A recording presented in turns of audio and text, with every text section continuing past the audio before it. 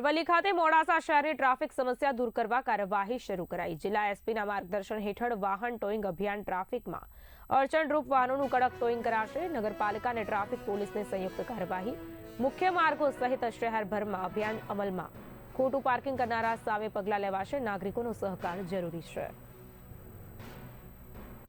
બે ક્રેન ચાલુ કરવામાં આવી છે, ખાસ કરીને ટોઈંગ માટે થઈને જે લોકો અડચણરૂપ પાર્કિંગ કરે છે, જે મેઇન રસ્તાઓ ઉપર ટ્રાફિકના પ્રશ્નો થાય છે, એને માટે થઈને અગાઉ ઓલરેડી નગરપાલિકાએ અમને એક ટ્રેક્ટરની ફેસિલિટી આપેલી, પણ પ્રોફેશનલ ટ્રેન્ડ માણસો સાથે પ્રોફેશનલ જે ક્રેન ઓપરેટર છે એની સાથે અમે આજે એક 4 વ્હીલર માટે અને એક 2 વ્હીલર માટે આ ક્રેનની નગરપાલિકાના પ્રમુખશ્રી, અમારા ટ્રાફિક ટ્રસ્ટના સભ્યો અને અન્ય આગેવાનો સાથે આજે મોડાસા નગરની ખાસ જનતાને વિનંતી કરી કે આ જે ટોઈંગ વાન ચાલુ કરી છે, જે 2 વ્હીલર અને 4 વ્હીલર બંને માટે છે, તો મોડાસા નગરની જનતાને આ ટ્રાફિકના અડચણરૂપ માટે છે કરેલી છે અને મોડાસા નગરની સુખાકારી માટે છે।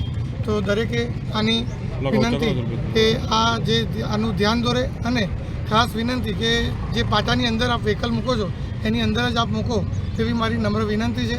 અને આની અંદર અમને સાથ અને સહકાર અને પોલીસ ડિપાર્ટમેન્ટ મોડાસા નગરની પોલીસ ટીમને પણ સાથ અને સહકાર આપવા વિનંતી કરું છું। સાહેબ, ટ્રાફિક સિગ્નલ પણ લગાવવામાં આવ્યા છે કરોડ લાખો રૂપિયાના ખર્ચે, એ કયા કારણોસર ચાલુ થયું? ટ્રાફિક સિગ્નલ પણ અત્યારે ભૂગર્ભનો જે રોડ બની રહ્યો હતો એના લીધે જ અમે બંધ રાખ્યા છે। એસપી સાહેબ જોડે એની પણ વાત થઈ ગયેલી છે